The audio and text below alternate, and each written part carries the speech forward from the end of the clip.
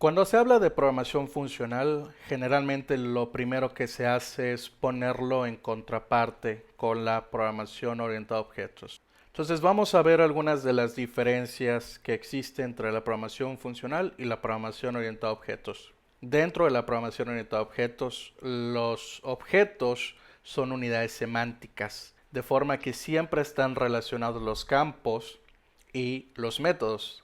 Es muy poco común ver objetos que solo tengan campos sin comportamiento o métodos. Dentro de la programación funcional no necesariamente es el caso. Generalmente se suelen separar las estructuras de datos de las operaciones, a diferencia de la programación orientada a objetos, donde estos siempre están relacionados. En JavaScript los objetos no son más que una serie de llaves asociadas con valores, o como en otros lenguajes de programación se les llamarían diccionarios. A diferencia de otros lenguajes, en JavaScript estas suelen ser dinámicas, es decir, en tiempo de ejecución podemos agregar o remover propiedades. En la programación orientada a objetos, los objetos generalmente son creados a partir de clases. En JavaScript tenemos varios métodos para hacer esto, pero uno bastante común es utilizar factory functions, funciones que se encarguen de crear o fabricar estos objetos por nosotros en lugar de clases. Veamos un ejemplo de una clase y una factory function, John. En este ejemplo tenemos una clase person con un constructor que lo que hace es definir un parámetro formal name, y esta clase también define un field, un campo llamado name, que al ser construido es asignado el valor que nosotros pasamos como argumento al constructor a el campo o la propiedad name de la instancia que se crea de esta clase. En este otro lado tenemos una factory function, una función de fabricación, que es una función común y corriente que define un parámetro formal name, y lo que hace es regresar un objeto con la propiedad name igual a lo que sea que nosotros pasamos como argumento. En esta línea nosotros creamos el objeto John y lo inicializamos con lo que sea que nos regrese new person John, y en la siguiente nosotros creamos la variable Jenny y le asignamos el objeto que nos regresa el factory function person.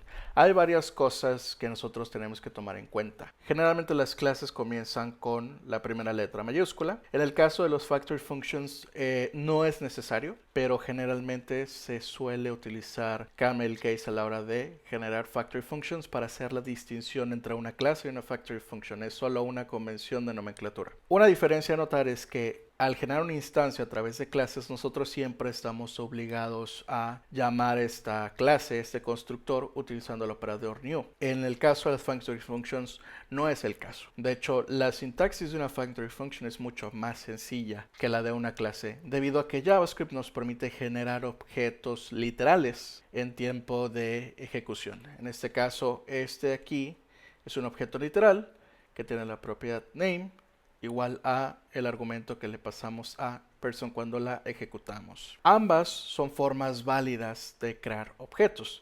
La única diferencia es la sintaxis. Una de las críticas más comunes que se le hace a la programación orientada a objetos es el hecho de que los objetos tienen un estado interno. En este caso tenemos la clase math, que tiene un constructor que recibe un valor, y este valor se almacena en la propiedad value dentro del objeto. Posteriormente definimos el método add, que recibe un número y lo que hace es sumar este número al valor que se almacena internamente en el objeto. En esta línea lo único que hacemos es crear un objeto math con la propiedad value y con el método add, y lo inicializamos con el valor de 1.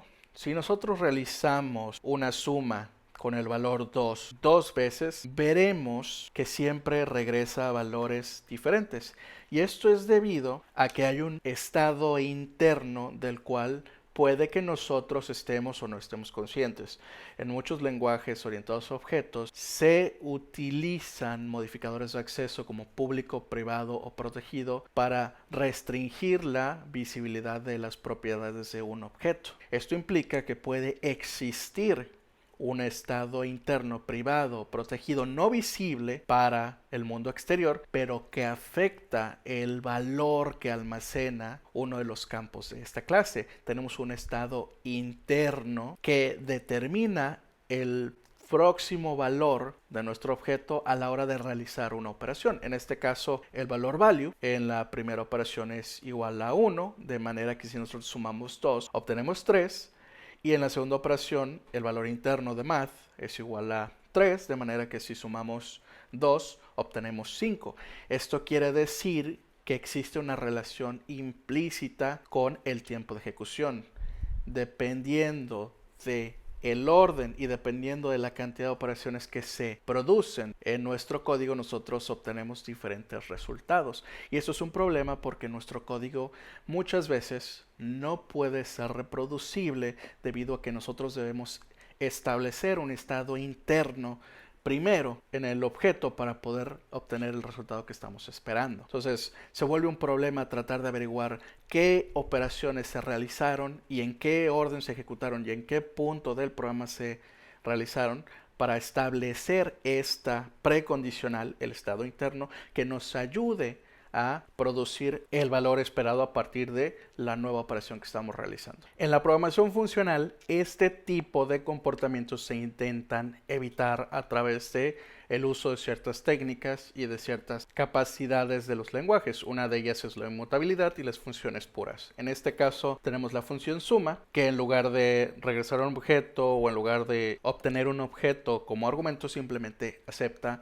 números. Y lo que hace es regresar números. De forma que siempre que yo ejecute la suma de 1 y 2, siempre voy a obtener 3. No hay un estado interno del cual yo dependo. No existe esta capa de abstracción extra que son las clases. No tengo una clase matemáticas, no tengo una clase números, no tengo una clase operación, simplemente opero sobre primitivos. Entonces, este código es más fácil de entender, fácil de razonar y no solo eso, es predecible. Debido a que no hay un estado interno, no tengo que pensar en todas las operaciones previas que se realizaron en mi código, no tengo que pensar en qué punto del código se ejecutó este fragmento de código. Este fragmento de código es independiente del contexto, de manera que siempre me va a producir el mismo valor de salida, no importa dónde yo lo ejecute. Obviamente siempre y cuando cumpla ciertas reglas como la inmutabilidad y las funciones puras, etc, etc. Como muchos saben, JavaScript carece de un sistema de tipos fuerte. Es decir, cuando nosotros definimos aquí esta función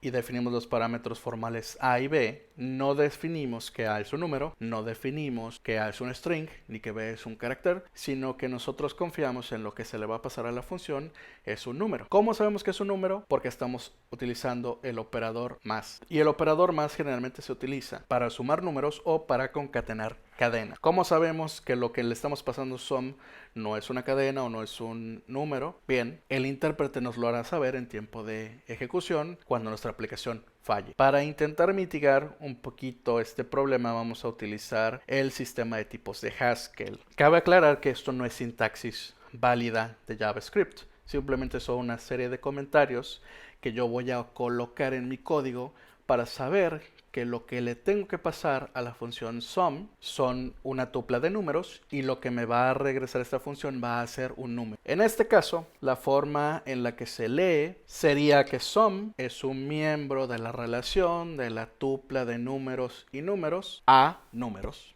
O en otras palabras, sum acepta dos números y regresa un número. La implementación de este código se vería más o menos de esta forma.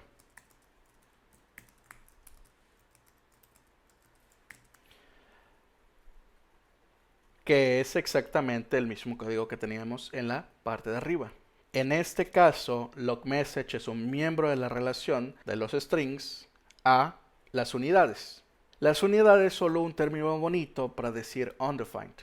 Es decir, en pocas palabras, esta función no regresa nada. Esa sería más o menos una aproximación de cómo podría verse esta función logMessage. El siguiente ejemplo es bastante interesante. La función add recibe un número y lo que hace es regresar una nueva función que acepta otro número y regresa otro número. Este tipo de sintaxis es bastante común cuando tratamos con funciones parcialmente aplicadas y funciones currificadas. La ventaja aquí es que los paréntesis son opcionales debido a que existe la precedencia, de forma que podemos eliminarlos para que sea un poco más sencillo de leer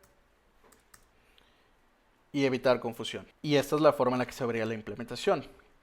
Add recibe un número, regresa una función que acepta otro número y regresa un número. Puede que esto sea difícil de entender o de leer al principio, pero conforme vayamos trabajando con el sistema de tipos de Haskell, esto se volverá más sencillo. Y ya como último ejemplo tenemos la función prop, que lo que hace es recibir una tupla.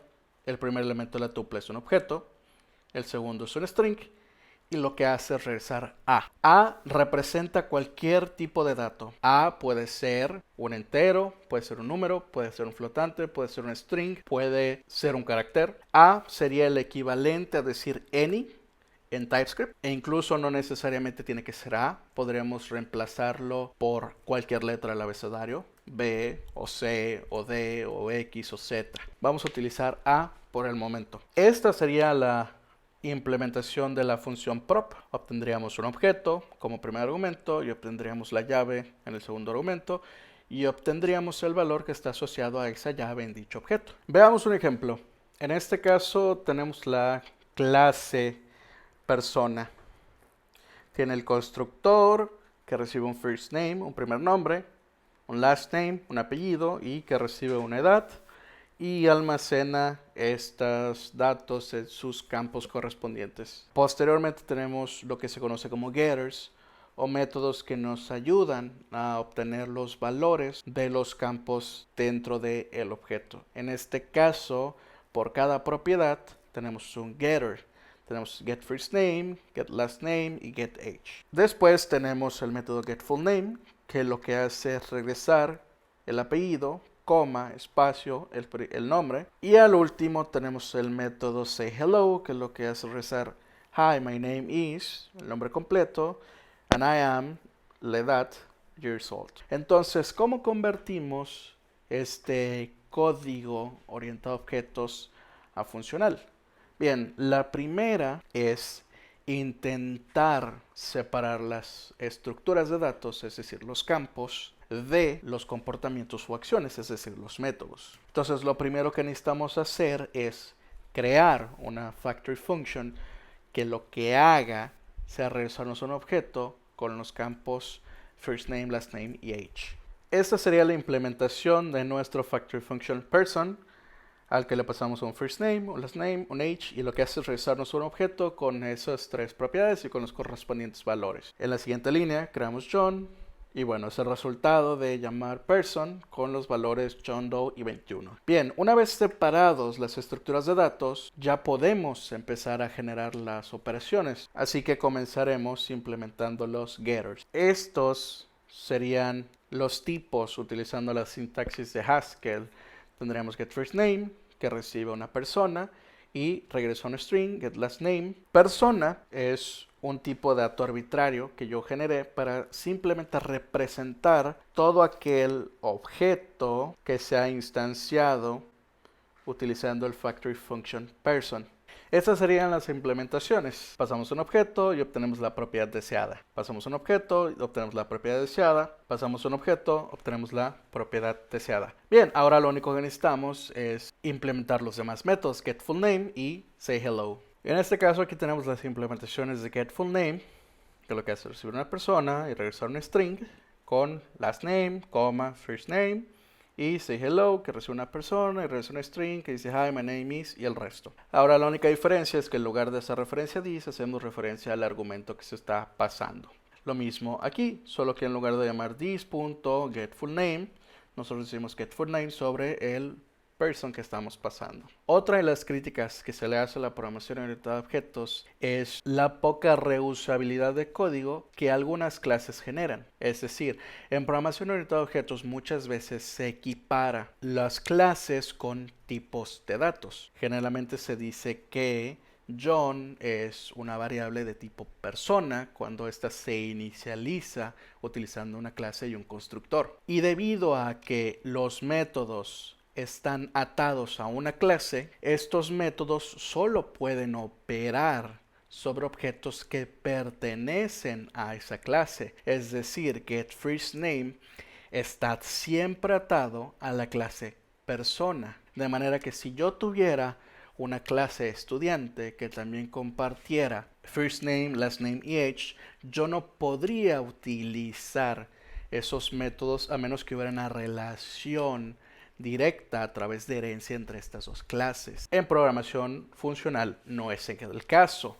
De hecho, nosotros podríamos hacer estas funciones un poco más genéricas, es decir, que funcionen con cualquier otro tipo de dato que no sea necesariamente de tipo person o que no necesariamente sea una persona. Para eso, primero vamos a definir un par de funciones genéricas. GetFirstName, getLastName y getAge hacen lo mismo. Toman un objeto y obtienen una propiedad a partir de ese objeto. Lo que podemos hacer nosotros entonces es crear una versión un poco más genérica que nos permita obtener una propiedad de un objeto a través de una llave dinámica. Y esta función ya la vimos anteriormente, se llama prop. Prop es una función que obtiene un objeto como primer argumento, segundo argumento una cadena y regresa cualquier cosa. De esta forma yo puedo tomar getFirstName y en lugar de hacer esto manualmente puedo llamar a la función prop de esta forma y puedo hacer lo mismo con el resto de las funciones. Una vez reemplazadas vemos que esto genera un problema